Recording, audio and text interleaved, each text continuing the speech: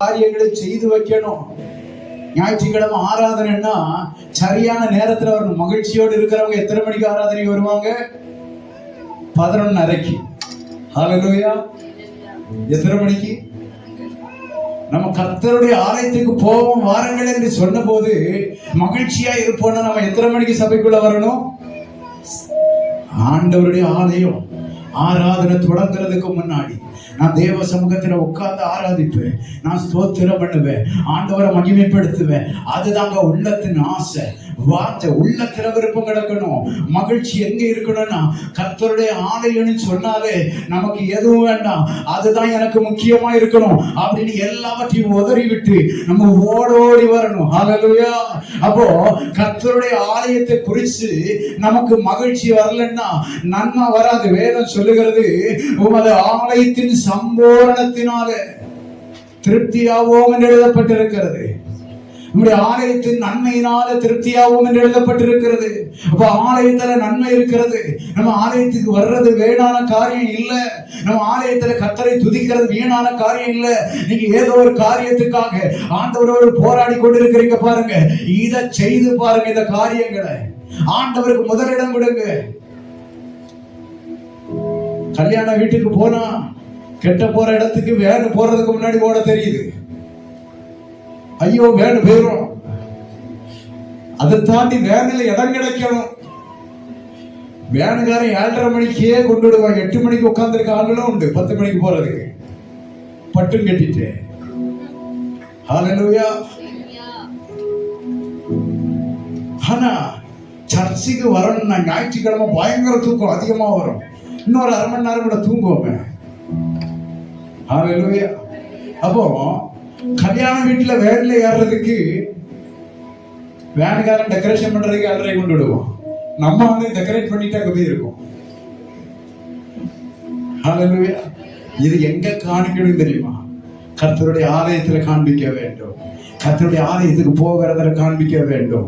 கர்த்தருடைய சமூகத்துக்கு போகிறதுல காண்பிக்க வேண்டும். உங்க மகிழ்ச்சியை காட்ட வேண்டும். நான் ஏன் தெரியுமா இந்த சபைக்குள்ள வரும்போது மட்டும் இப்படி இன்னெல்லாம் பண்ணி சாக்ஸ் எல்லாம் போட்டுட்டு வர்றது தெரியுமா? இது சந்தோஷம்.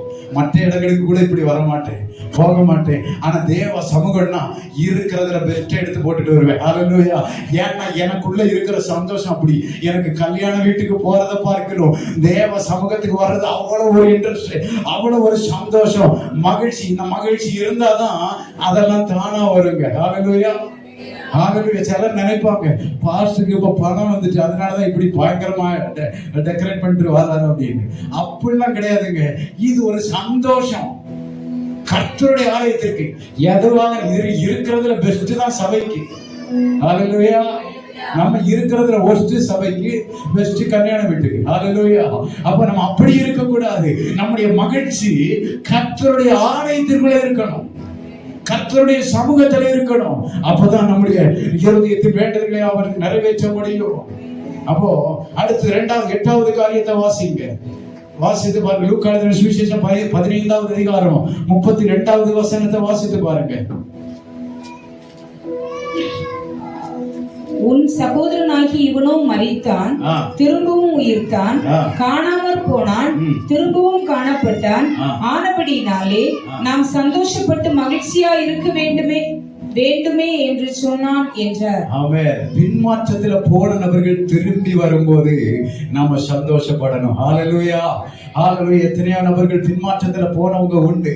அவங்க ஆண்டவரை தேடி வரும்போது நாம என்ன செய்யணும் தெரியுமா? சந்தோஷப்படணும். தகப்பனுடைய இருதயம் சந்தோஷப்பட்டு கலிகூரும். பின்மாற்றத்துல போன நபர்கள் திரும்பி வரும்போது. ஆனா இன்னைக்கு அநேக சபையில் என்ன தெரியுமா? போனா எல்லா இடமும் போய் பார்த்து தளர்ந்து போனா இப்படி அநேகர் நிறைய நெகட்டிவ சொல்லி சொல்லி அநேகர் வந்தவங்க கூட திரும்பி போயிடுறாங்க. அப்படி அல்லங்க. ஒரு ஆத்துமா திரும்பி வர்றாங்கன்னா, ஒரு ஆத்துமா மனம் திரும்புறாங்கன்னா, அவங்க செய்த பாவத்தை விட்டு மனம் திரும்பி வர்றாங்கன்னா பரலோக சந்தோஷப்படுறத போல நாம சந்தோஷப்படணும். நாம மகிழ்ச்சியா இருக்கணும். நம்ம வேண்டுதல் கேட்கப்படணும்னா பின்மாற்றத்துல போனவங்க வரும்போது தூசித்து பேசக்கூடாது. அவங்களுடைய நெகட்டிவ் பழைய காரியங்களை சொல்லி நடக்க கூடாது. இப்படி சொன்ன நம்ம காரியம் நமக்கு நம்முடைய வாழ்நாள்ல தடைபட்டு போகும். நாம் அவர்களை குறித்து சந்தோஷப்படணும். ஆண்டவரே, இந்த ஆத்துமாவை கொண்டு வந்ததற்காக ஸ்தோத்திரம். இந்த ஆத்துமாவை நம்முடைய சபைக்கு மீண்டுமாய் வந்து அவர் உம்மோடு கூட ராஜ்யத்துல இணைக்கப்பட போகிறதுக்காக ஸ்தோத்திரம்னு சொல்லி கழிவுற வேண்டும். வேதம் சொல்லுகிறது, லூக்கா எழுதின சுவிசேஷம் 15வது அதிகாரம், அந்த இளைய குமாரனுடைய சகோதரன் சொல்றான், நான் வாழ்நாள் ஃபுல்லா இங்கதான் இருக்கு, ஆனா எனக்காக ஒரு கண்டுபிடிய நீர் அடிக்கவில்லை. ஆனா இவனோ எங்க இருந்து வந்தான் தெரியுமா? எல்லாவற்றையும் அடித்து நஷ்டமாக்கி போட்டு வந்தான்.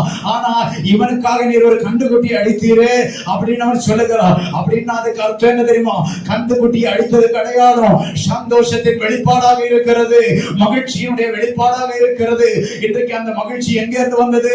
அவன் பின்மாற்றத்திலிருந்து திரும்பி வந்ததற்காக, நரகத்திற்குள்ள போகாம பரலோக ராஜ்யத்திற்கு பங்காளியாய் மாறிவிட்டானே என்கிற ஒரு சந்தோஷத்தினுடைய மிகுதியினாலே அங்க கண்டுகுட்டிகளை அடித்து அங்கே விருந்து செய்தார்கள் என்று வேதத்தில் எழுதப்பட்டிருக்கிறது. அவன் பின்மாற்றத்தில் போன நபர்கள் திரும்பி வரும்போது நம்ம மகிழ்ச்சி அடைகிறவளா இருக்க வேண்டும். ஹல்லேலூயா. கடைசி வசனம், கடைசியா நான் ஒரே ஒரு காரியத்தை சொல்றேங்க. நீதிமொழிகள் 8வது அதிகாரம் 30வது வசனத்தை மட்டும் நீங்க வாசித்து பாருங்க, நீங்க எப்படி இருக்க வேண்டும் என்று சொல்லி. அது நம்முடைய மகிழ்ச்சியா இருக்கும். வாசிங்க. நான் அவர் அருகே செல்ல பிள்ளையாய் இருந்தேன், நித்தம் அவருடைய மனமகிழ்ச்சியாய் இருந்து எப்பொழுதும் அவர் சமூகத்தில் களி கூர்ந்தேன். வேதம் சொல்லுகிறது, நாம 9வது காரியம் சொல்லுது, நாம் அவருடைய செல்ல பிள்ளையாக இருந்து அவருக்கு நாம் மகிழ்ச்சியா இருக்க வேண்டும். ஹல்லேலூயா. இயேசுவுக்கு நாம எப்படி இருக்கணும்? செல்ல பிள்ளையா இருக்கணும். செல்ல பிள்ளையா இருக்கணும்னா என்ன செய்யணும்? நாம் அவருக்கு பிரியமானதை எல்லாம் செய்யணும். அவருக்கு பிரியமானதை எல்லாம் செய்யும் போது அவர் நமக்கு பிரியமானதை எல்லாம் அவர் நமக்கு செய்து தருவார். ஹல்லேலூயா. உங்களுடைய இருதய விருப்பம் நிறைவேற வேண்டுமா? உங்களுடைய இருதயத்தின் ஆசை நிறைவேற வேண்டுமா? இருதயத்தில் நீங்க ஜெபிக்கிற காரியங்களுக்கு பதில் வர வேண்டுமா? இதுவரைக்கும் வரல அப்படின்னா இந்த 9 காரியங்களை நான் சொல்றேன், நீங்க எழுதி வைத்து நீங்க ஜெபித்து பாருங்க. எழுதி வைத்து உங்க வாழ்க்கையில அபியாசப்படி பாருங்க. நீங்க ஜெபிக்கிற காரியங்களுக்கு பதில் வர போகிறது. நீங்க ஜெபிக்கிற காரியங்களுக்கு நன்மை வர போகிறது. நீங்க பல ஆண்டுகளாக தேவ சமூகத்தில் புலம்பிக் கொண்டிருக்கிற காரியங்களுக்கு என் ஆண்டவர் பதிலை தர போகிறார். வேதம் சொல்லுகிறது, நம்ம இந்த 9 காரியங்களை வேதத்தின் அடிப்படையில் நம்ம பார்த்திருக்கிறோம். இந்த 9 காரியங்களையும் நம்முடைய வாழ்க்கையில நாம பெற்றுக்கொண்டோம்னா, நம்ம அபியாசப்படுத்துவோம்னா, ஆண்டவர் நிச்சயமாகவே நம்முடைய இருதயத்தின் வேண்டுதல்களை அருள் செய்வார்.